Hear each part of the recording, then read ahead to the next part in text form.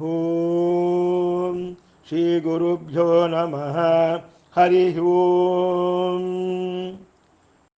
சௌந்தரலஹரி ஸ்லோகம் 75.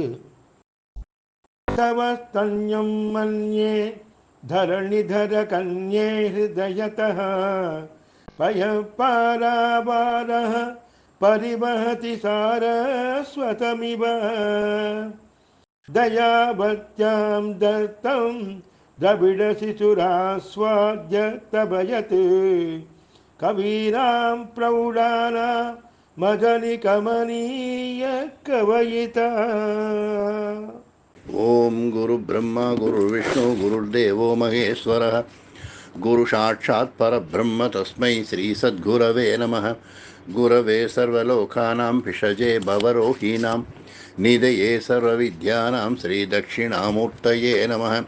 சதாசிவசமாரம்பாம் சங்கராச்சாரிய மத்தியமாம் அஸ்மத் ஆச்சாரியவர்யந்தம் வந்தே குரு பரம்பராம். சத்குரு பாதாரவிந்தேபியோ நமோ நமः.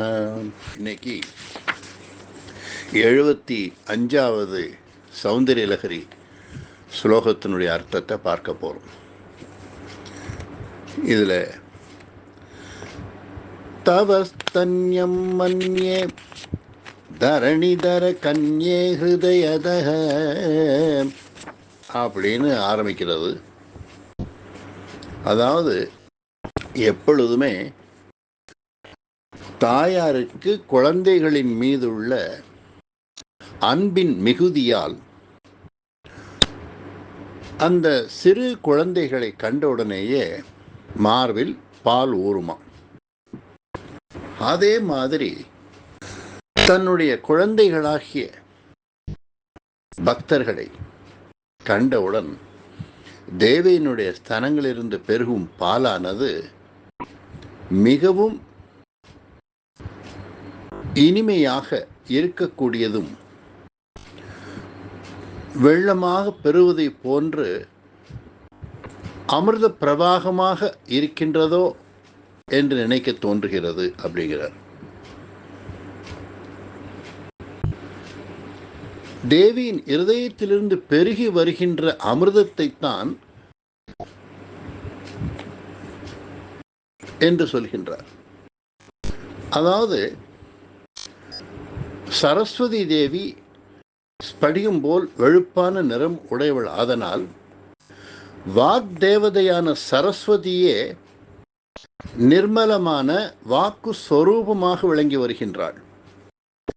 இந்த பாலும் வெண்மையாக இருப்பதால் அந்த சரஸ்வதியே பிரவாகமாக வருகின்றதோ என்று தோன்றுகிறது. சரஸ்வதி தேவியே அம்பாளின் கட்டளைக்கு இணங்க இந்த பால் ரூபமாக உருவத்தை எடுத்துக்கொண்டு பிரவாகித்து வருகின்றாளோ என்று எண்ண தோன்றுகின்றதாம். சாட்சாத் அம்பிகையே பர்வதராஜனுடைய, அதாவது மலையரசனுடைய மகளாக அவதாரம் செய்தபோது மலையரசன் ஹிமவானுக்கு தத்துவ ஞானத்தை உபதேசித்தாள் என்று தேவி பாகவதம் முதலான நூல்களில் சொல்லப்பட்டிருக்கிறது. அந்த ஞானத்தை தான் இந்த பால் என்று நாம் யூகிக்க வேண்டும். அதாவது தாய் தரக்கூடிய பாலானது ஆயுளையும் அறிவையும் வளர்க்கின்றது. அதேபோல் இது அறிவை வளர்க்கக்கூடியதாக இருக்கின்றது. அதனால் தான் ஞானப்பால் என்கின்றோம். ஞானப்பாலை தன்யம் என்ற வியாஜ்யத்தால் வெளியில் பிரவாகிக்க செய்கின்றாள் என்றுதான் நினைக்கக்கூடியதாக இருக்கின்றது. இந்த சௌந்தரியலஹரி இந்த ஸ்தோத்திரத்தை செய்த ஆச்சாரியார் தானும் குழந்தையாக இருந்த காலத்தில் லோக மாதாவினுடைய அந்த ஞான பாலை அருந்தியதால் தான் இப்பேற்பட்ட அபரிமிதமான ஞானம் வருவதற்கு காரணமாக இருந்தது என்று நம்மால் எண்ண தோன்றுகிறது. பல பிரசித்தமான வித்வான்கள் பிரதானமாக வித்வானாக விளங்கி வந்தது என்பது அம்பிகை கொடுத்த அந்த அறிவு ஞானப்பால் என்பதாக நாம் எடுத்துக்கொள்ளலாம். ஆச்சாரியனுடைய அவதாரமும் திராவிட சிசு என்ற பதத்தால் தமிழ்நாட்டில் தான் ஏற்பட்டது என்றும் வெளியாகின்றது. பாண்டிய தேசம் தமிழ்நாடு என்பது பிரசித்தமானது. முன்காலத்தில் கேரள தேசமும் பாண்டிய நாடாகவே இருந்த காரணத்தை கொண்டு திராவிட சிசு என்பதினால் தமிழ்நாட்டில் பிறந்தவர் என்ற அர்த்தம் வெளியாகின்றது. கேரள தேசத்தில் ஆச்சாரியோட அவதாரத்தை போதிக்கின்ற சங்கர விஜயம் முதலான நூல்களும் தமிழ்நாட்டில் ஆச்சாரியருடைய அவதாரத்தை இந்த கருத்துக்கு மேற்சொன்ன காரணத்தை கொண்டு கொஞ்சமேனும் விரோதமில்லை என்பதை நாம் அறிய வேண்டும். திராவிட சிசு என்ற பதத்தை ஞானசம்பந்த மூர்த்தி என்றும் அர்த்தத்தை கிரகித்துக் கொள்ளலாம். இவரும் தமிழ்நாட்டில் பிறந்தவரே. வேதம் பிரமாணம் என்று எழுதியிருக்கும் ஓலையை பூர்ண கங்கை ஆற்றில் வரக்கூடிய வைகை ஆற்றில் வரக்கூடிய வெள்ளத்தில் போட்டு இந்த ஓலை மேற்கு முகமாக போக வேண்டும் என்று பந்தயம் கூறினார். அவர் கூறியபடியே அந்த ஓலையானது அதிவேகமுள்ள வைகை ஆற்றில் கிழக்கு நோக்கி செல்லாமல் மேற்கு நோக்கி வெள்ளத்திற்கு எதிர்ப்புறமாக நகர்ந்து சென்றது.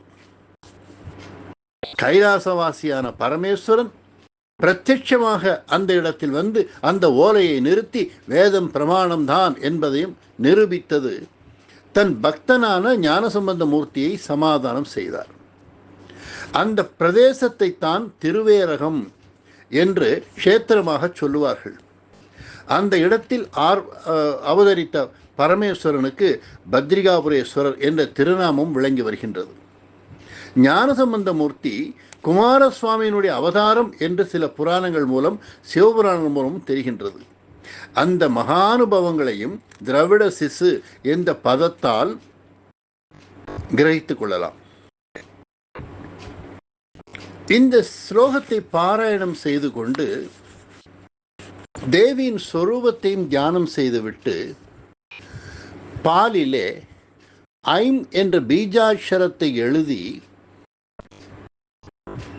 அம்பாளுடைய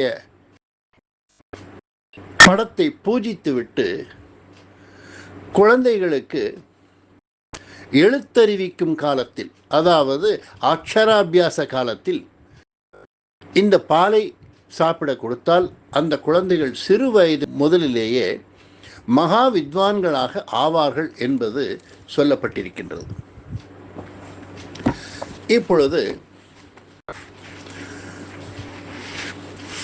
இந்த விஷயமானது சிவானந்தலஹரி 8வது பாடல், பிரம்மாந்தலஹரி என்பது 21வது பாடலிலும், பக்தி லஹரி என்பது 22வது பாடலிலும், அமிர்தலஹரி என்பது 63வது பாடல்களிலும் இவ்வளவு லஹரிகளிலும் திளைத்து வந்து கடைசியில் தேவியின் ஞானப்பாலை பருகும் வைபவத்தையும் இப்பொழுது நாம் அனுபவிக்கின்றோம். லஹரி என்றால் வெள்ளம் அல்லது அலை என்று பொருள். ஆக அந்த ஞான வெள்ளத்தில் ஏற்படக்கூடிய அலைகளை நாம் அனுபவிக்கின்றோம். இதையே லலிதா சஹஸ்ரநாமத்திலே சுதாசாராபிவர்ஷினி, வாக்வாதினி, வாகதீஸ்வரி, வியாகிருதி, சுதாஸ்ருதி என்றெல்லாம் வரக்கூடிய நாமாக்கள் ஊர்ஜிதப்படுத்துகின்றது. அடுத்து இதே விஷயத்தை அபிராமி பட்டர் தன்னுடைய பாடலில் சொல்லும்போது, கருத்தன எந்த இதன் கண்ணன வண்ண கனகவெற்பில் பெருத்தன பால் அழும் பிள்ளைக்கு நல்கின பேர் அருள் கூர் திருத்தன பாரமும் ஆரமும் செங்கை சிலையும் அம்பும் முருத்தன மூரலும் நீயும் அம்மே வந்து என் முன் நிற்கவே. எப்பேற்பட்ட பக்தி பாருங்கள்! அதாவது தான் இறக்கும் போது கூட எந்த மாதிரி நீ எனக்கு காட்சி கொடுக்க வேண்டும் என்று அம்பிகையை அவர் வேண்டிக் கொள்கிறார். இந்த பாட்டிலே அன்னை அபிராம பட்டருக்கு பல்வேறு நிலைகள் இருந்தாலும் தாம் விரும்பும் ஒரு குறிப்பிட்ட வடிவோடு மரண காலத்தில் தம் முன்னால் எழுந்தருள வேண்டும் என்று அம்பிகையை, தன்னுடைய அன்னையை அவர் வேண்டிக் கொள்கின்றார். தந்தையாகிய சிவபெருமானின் கருத்திலும் கண்ணிலும் விளங்கக்கூடியதும் அழகிய பொன்மலை மேருவை போன்றதும் அழுத பிள்ளை ஞானசம்பந்தனுக்கு பால் வழங்கியதுமாகிய அருள்வடிவான அழகிய திருத்தனபாரமும் அவற்றின் மீது அணி செய்யும் அழகிய முத்துமாலையும் சிவந்த திருக்கையில் உள்ள கரும்பு வில்லும் மலர் அம்புகளும்